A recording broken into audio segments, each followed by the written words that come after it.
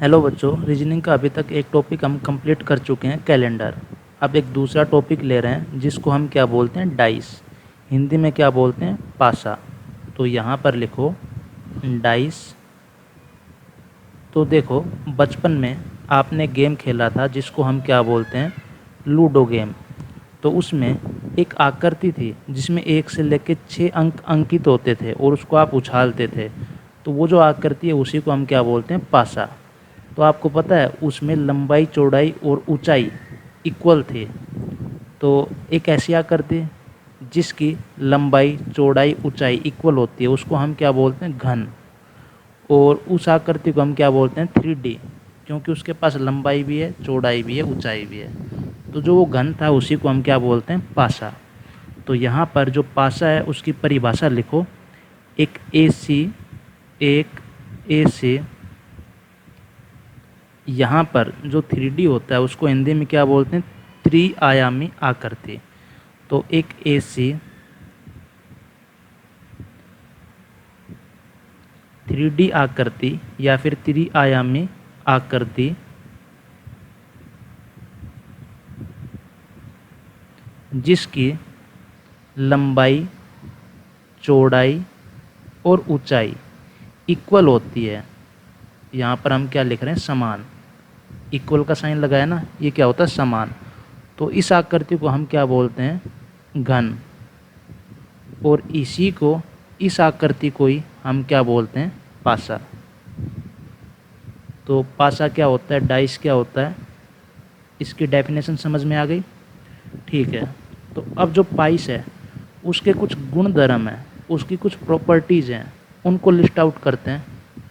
अगर हम पासा सीखना चाह रहे हैं तो पासे की क्या क्या विशेषताएं हैं वो तो हमें पहले पढ़ना पड़ेगा। तो लिखो गुण धर्म।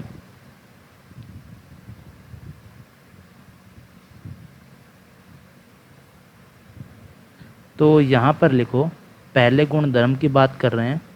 देखो, जो पासा था उसमें आपने देखा कितनी सतह होती हैं, 6 सतह होती हैं। तो यहाँ पर लिखते हैं प्रत्येक पासे में, प्रत्येक पासे में 6 सतह। और सतह को हम फलक भी बोल देते हैं। क्या बोलते हैं, फलक। सतह बोल दो या फिर फलक बोल दो। इंग्लिश में क्या बोलते हैं, सरफेस। सरफेस होती हैं। ठीक है। तो कितनी सतह होती है, 6 सतह होती हैं। और उन पे क्या लिखा होता है, 1 2 3 4 5 6। अब यहाँ पर देखो, प्रत्येक सतह, प्रत्येक सतह कितनी सतह से जुड़ी रहती है, 4 सतह से। 4 सतह से जुड़ी हुई होती है। ठीक है। जैसे अभी डायग्राम की हेल्प से समझाएंगे, बाकी आप इसको विजुलाइज कर पा रहे होंगे। तो उन सतह को हम क्या बोलते हैं, निकटवर्ती सतह।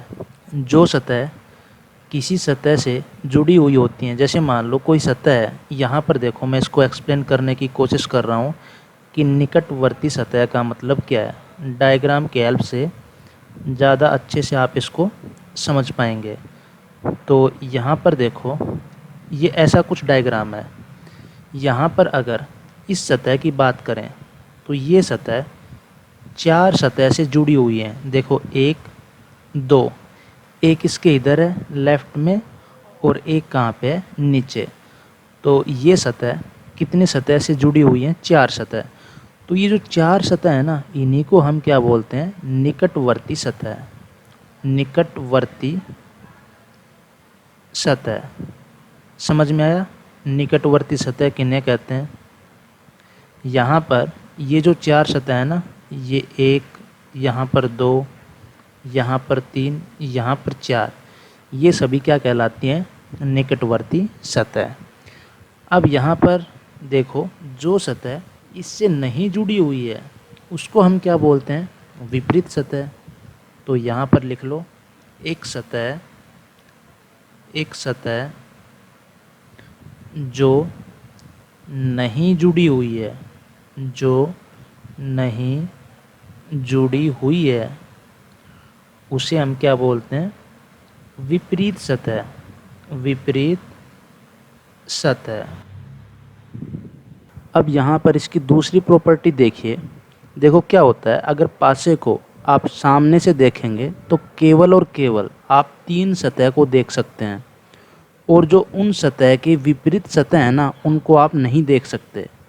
तो इस पॉइंट को और लिख लो। तो ये तो प्रैक्टिकली कर सकते हो, आप 3 सतह से ज़्यादा देख ही नहीं सकते।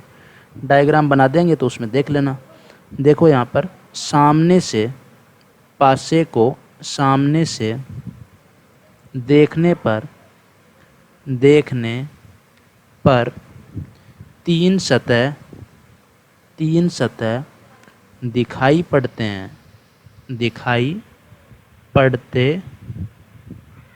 हैं। और यहाँ पर जो सतह हमें दिखाई दे रही है उसके विपरीत सतह हमें दिखाई नहीं देगी। तो यहाँ पर इसको भी लिख लो।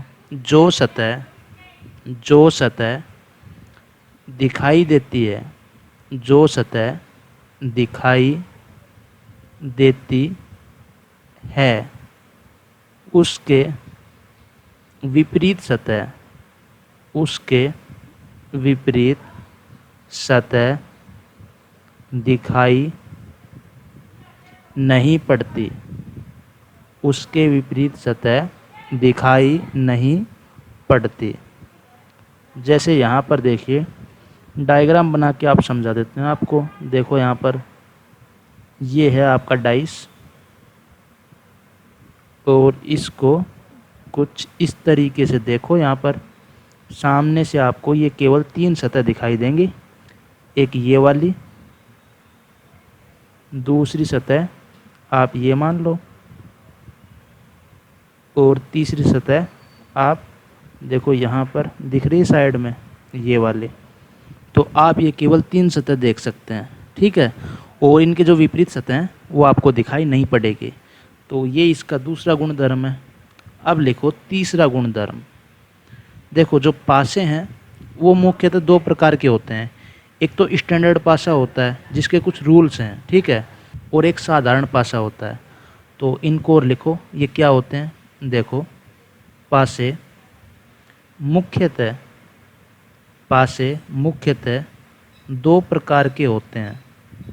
2 प्रकार के होते हैं।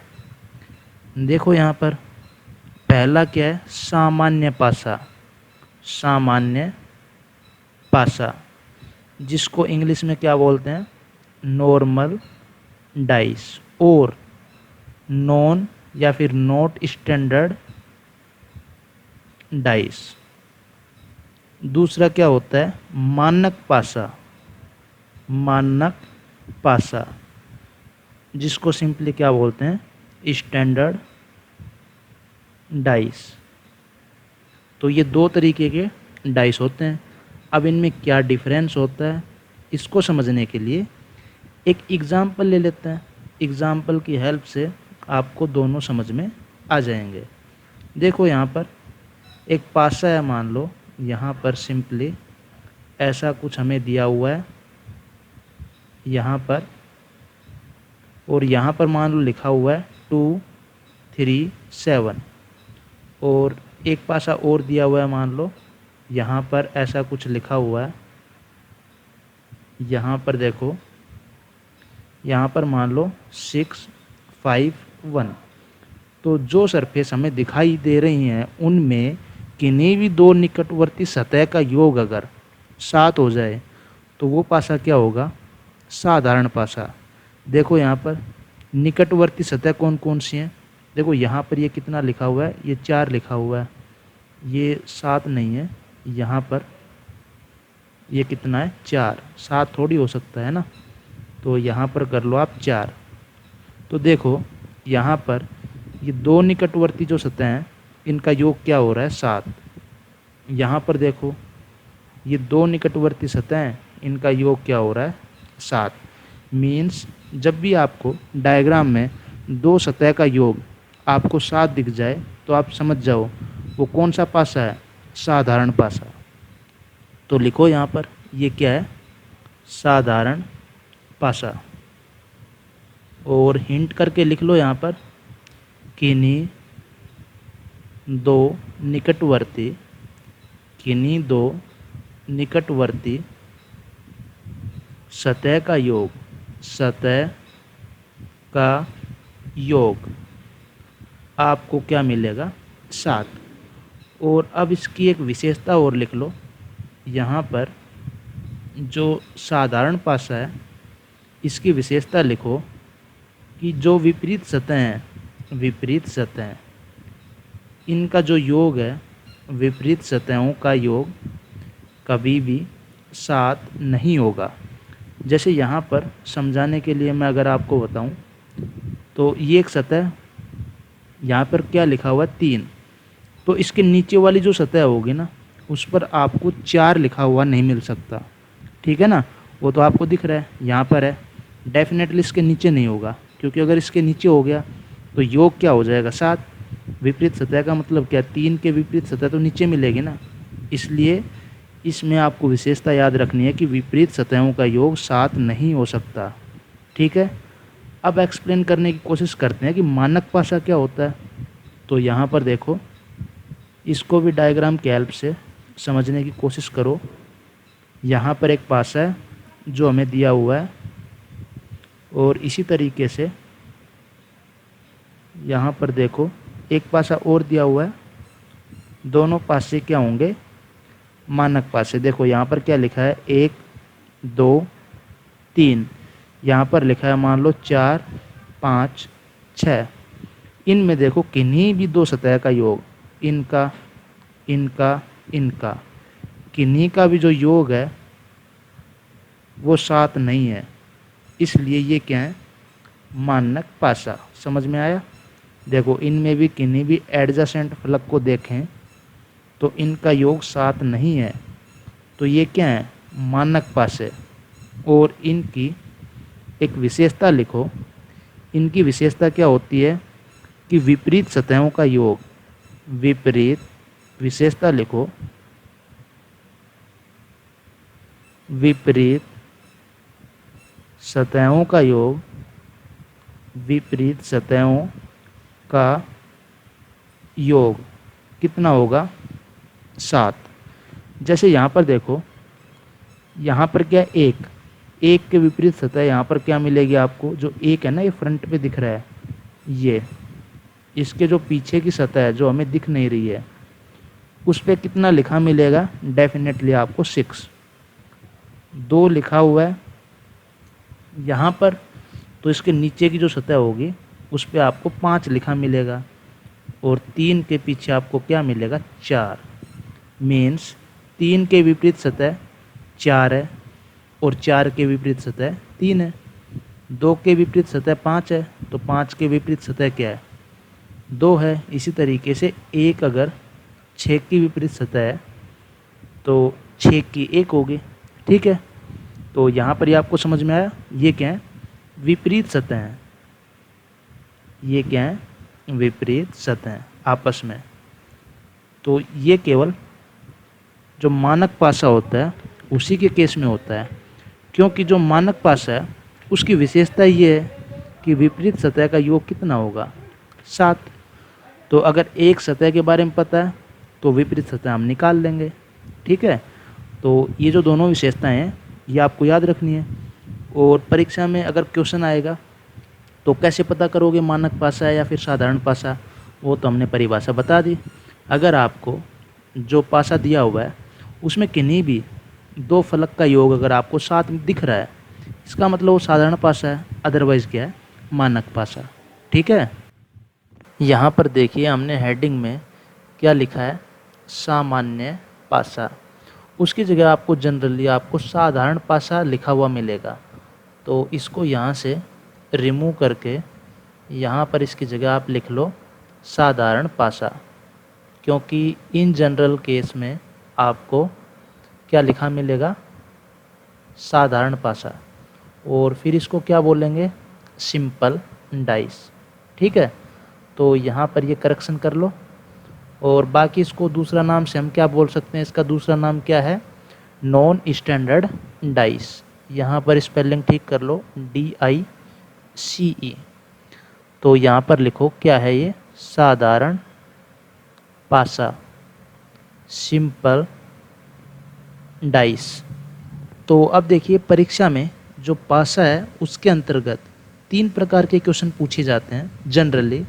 जैसे अगर एक सतह समान हो पासे की, या फिर 2 सतह समान हो, या फिर कोई भी सतह समान नहीं हो, तो उनकी विपरीत सतह कैसे ज्ञात करते हैं। इन सब तरीकों के प्रश्न परीक्षा में पूछे जाते हैं। तो हम हर टाइप के जो क्वेश्चन हैं उनको कवर करेंगे। जैसे आपने कैलेंडर में देखा कि हमने ईच एंड एवरी टाइप जो कैलेंडर में बन सकता है, एक एक टाइप को अलग से हमने इन डिटेल डिस्कस किया है। उसी तरीके से जो डाइस वाला चैप्टर है, इसको हम ऐसा नहीं है कि किसी एक परीक्षा से संबंधित हम प्रश्न करवा रहे हैं। इसमें अब चाहे आप कोई सी भी परीक्षा दो, अगर आपने डाइस एक बार पढ़ लिया तो परीक्षा में हो सकता है कि एक ही टाइप का क्वेश्चन आता है, लेकिन यहाँ पर जितने भी टाइप के क्वेश्चन बनते हैं पासे से संबंधित, वो हम सभी यहाँ पर कवर करेंगे। तो जो नेक्स्ट क्लास होगी उसमें हम पासे के अंतर्गत जितने प्रकार के प्रश्न पूछे जाते हैं उनको डिस्कस करेंगे और उनसे संबंधित कुछ उदाहरण भी डिस्कस करेंगे। ठीक है, तो अभी तक जो हम पढ़ रहे हैं वो थ्योरेटिकल पार्ट ही चल रहा है। तो जैसे ही न्यूमेरिकल पार्ट आएगा उसमें हम जितने भी प्रकार के क्वेश्चन बनते हैं उनको हम इन डिटेल डिस्कस करेंगे। धन्यवाद।